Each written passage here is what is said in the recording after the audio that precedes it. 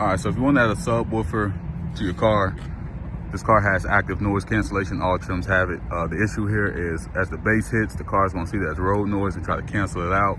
You're gonna get a weird thing going on. But either way with the subs, I gotta remove these active noise cancellation. So this video is on how to do that, and this is the actual part looks like once you've taken it out.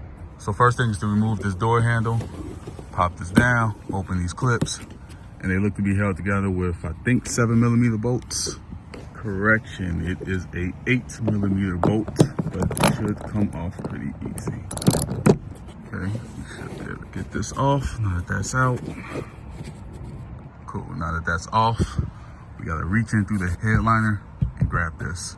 I'm thinking the best way to do that is we're gonna loosen this up, but we're gonna grab this and try to put it through this hole so we can make a disconnection. And there's two in the rear, but apparently you only need to loosen one up. And the one in the front are your Bluetooth mics, so don't disconnect that one. See how you have this rubber trim?